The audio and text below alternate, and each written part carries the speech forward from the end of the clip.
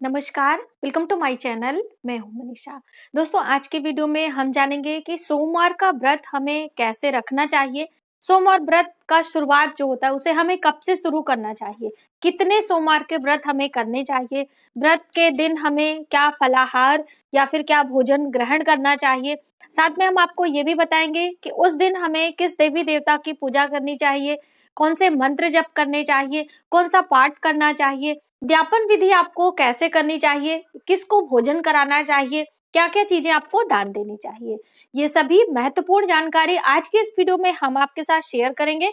दोस्तों, उद्यापन विधि करना बहुत आवश्यक होता है। कोई भी व्रत आप कर रहे हैं, चाहे सावन के महीने में जो 5 सोमवार आते हैं उसका आप व्रत कर रहे हो, या फिर आप 16 सोमवार का व्रत कर रहे हो, या फिर आप इससे अधिक कर रहे हो, तो आपने जितने व्रत का संकल्प लिया है उतने व्रत संपूर्ण करने के बाद आपको उद्यापन विधि करनी चाहिए।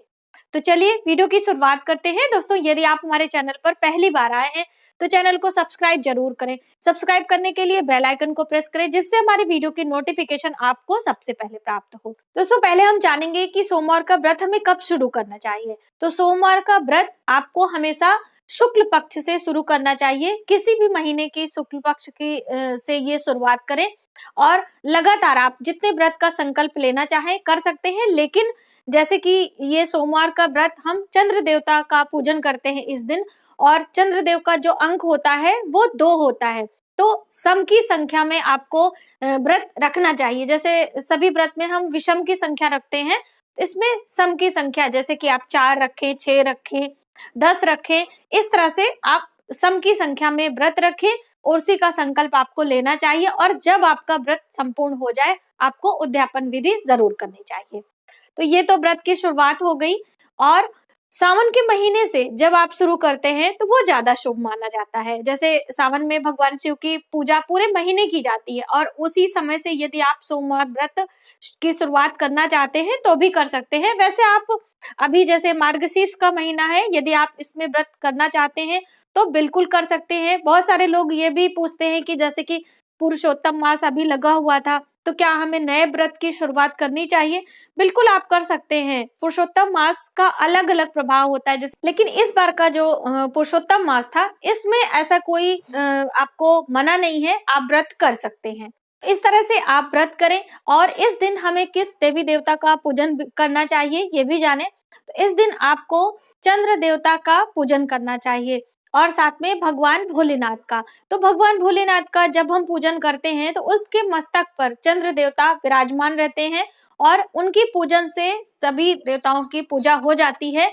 और लेकिन ध्यान रखें कि जो शिव परिवार की प्रतिमा आती है, जिसमें माता पार्वती, भगवान गणेश और कार्तिकेय देव बैठे रहते हैं, उसी प्रतिमा का चुनाव आपको करना चाहिए। भगवान शिव के पूरे परिवार के पूजा के साथ ही उनके पूजन आप करते हैं, तो आपको ज्यादा शुभ परिणाम प्राप्त होता है। इस तरीके से आप प्रतिमा का चुनाव करें। अब पूजा में हमें क्या क्या पाठ और कौन से मंत्र पढ़ने चाहिए। तो पूजा में आपको भगवान शिव का जो चालीसा होता है उसका पाठ करना चाहिए, शिव रुद्राष्टकम का पाठ करना चाहिए, शिव भगवान के मंत्रों का जप करना चाहिए, और शिव रुद्री का पाठ करना चाहिए। और साथ ही भगवान शिव के सहस्त्र नाम जो होते हैं वह भी उसका पाठ आपको करना चाहिए। सोमवार व्रत की कथा आती है, वह भी आप पढ़ सकते हैं।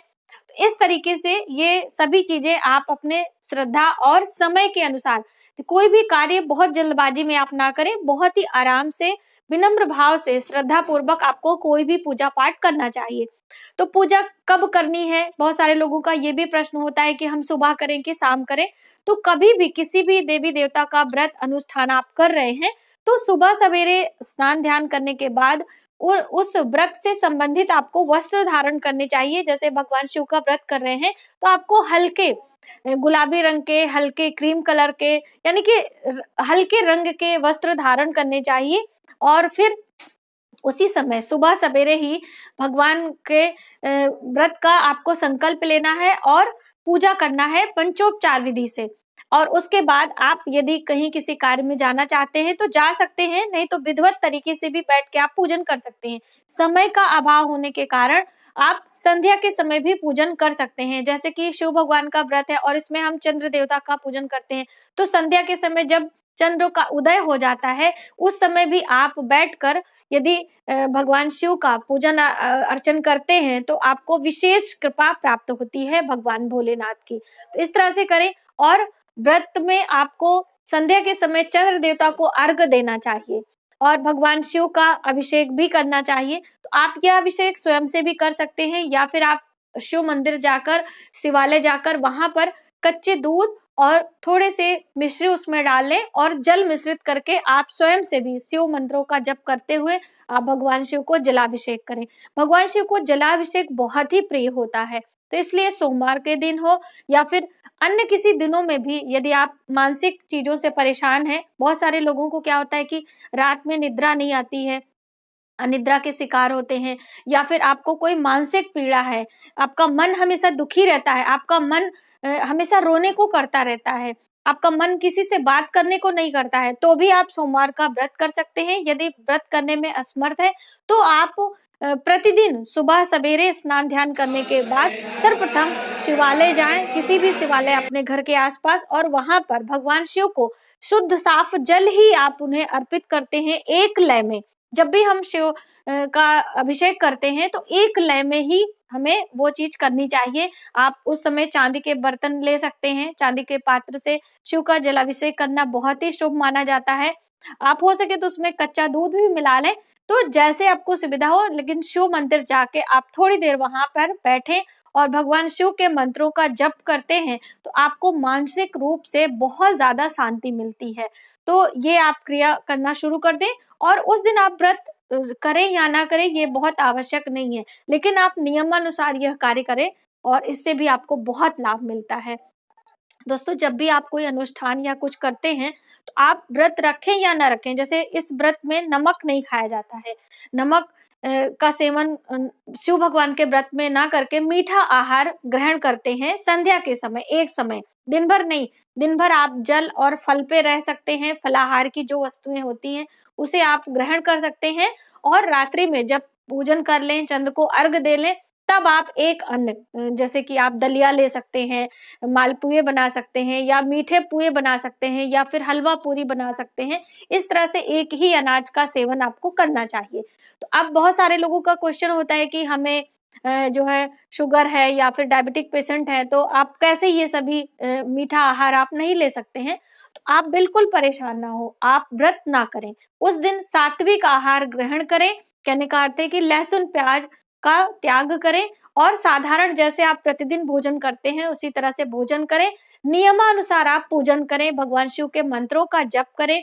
तो ओम चंद्रमसे नमः, ये मंत्र बहुत ही अच्छा होता है, चंद्र देवता का मंत्र होता है और चंद्र देवता के पूजन करने से हमें मानसिक बल मिलता है। और यदि आप मानसिक रूप से संतुष्ट हैं, आपका मानसिक बल बहुत ही अच्छा है, तो आप हर क्षेत्र में आगे बढ़ सकते हैं। तो इसलिए आप चंद्र के मंत्रों का जप करें। और साथ ही हम आपको शिव भगवान के मंत्रों के बारे में भी बताएंगे, जो कि बहुचर्चित मंत्र है ओम नमः शिवाय, इसका आप जप कर सकते हैं।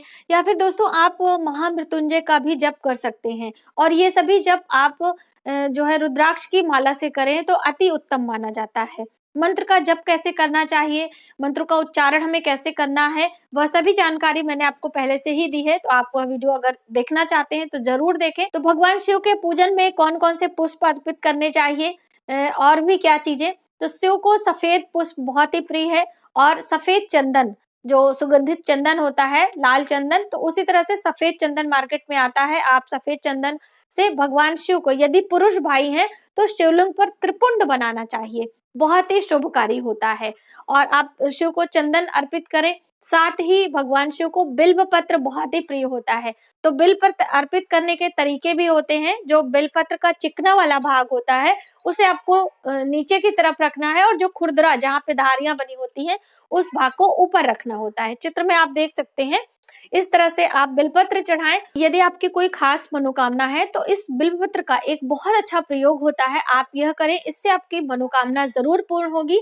आपको करना क्या है, बिलपत्र लेने हैं, 108 बिलपत्र आप लें। मान लीजिए आपके पास 108 बिलपत्र नहीं है, तो आप एक ही बिलपत्र को धोकर आप जल रखें पास में और उसे धो के भी अर्पित कर सकते हैं। बिलपत्र कभी बासी नहीं माना जाता है। हमारे शास्त्रों में तो यहाँ तक वर्णित है कि बेलपत्र के अभाव में भगवान शिव के ऊपर चढ़े हुए सूखे बासी जो बिलपत्र होते हैं उन्हें धो के आप उन्हें छाये में सुखा के चूर्ण बना के भी भगवान शिव लिंग पर अर्पित कर सकते हैं। इससे भी भगवान शिव प्रसन्न होते हैं। तो यदि आपके पास बिलपत्र का अभाव है तो आप एक ही बिलपत्र को धो के और उसके ऊपर ओम नमः शिवाय, जो पहला वाला पत्ता होता है उसके ऊपर ओम और जो किनारे के दोनों होते हैं नमः शिवाय, इस तरह से आप सफेद चंदन से लिखकर भगवान शिव पर अर्पित करते हैं और उसके बाद अपनी मनोकामना बोलते हैं तो आपको विशेष लाभ होता है, आपकी मनोकामनाएं जल्द ही पूर्ण होती हैं। इस तरह से शिव का पूजन करें।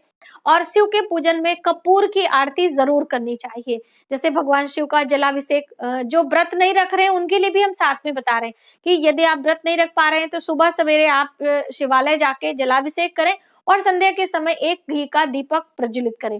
तो दीपक आप ध्यान रखें कि वहां पे सर्प वगैरह, जो भगवान के गले में सर्प होता है या फिर सर्पों की आकृतियां जो बनी होती हैं, हमें थोड़ा सा दूर दीपक को प्रज्वलित करना होता है। सर्पों को आग से भय लगता है, ऐसी मान्यता के कारण हमें थोड़ा सा दूर में दीपक प्रज्वलित करना चाहिए। और भगवान शिव की परिक्रमा आदि करते हैं, ये आप सभी को पता है।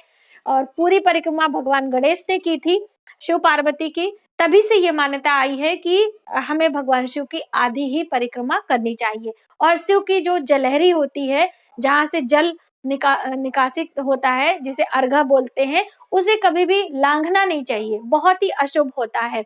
अशुभ कहने का मतलब होता है कि वो हमेशा उत्तर दिशा की तरफ जलहरी बनी होती है और उसे क्रॉस करने से हमारे बॉडी में एक अलग प्रकार की नकारात्मक ऊर्जा भर जाती है, एक अलग प्रकार की तरंगे उत्पन्न होती हैं, जो कि हमारे सेहत के लिए, हमारे जो है परिवार के लिए वो शुभ नहीं मानी जाती। इसी वजह से मना किया जाता है कि शिव की जो जलहरी होती है उसे कभी भी क्रॉस नहीं करते हैं।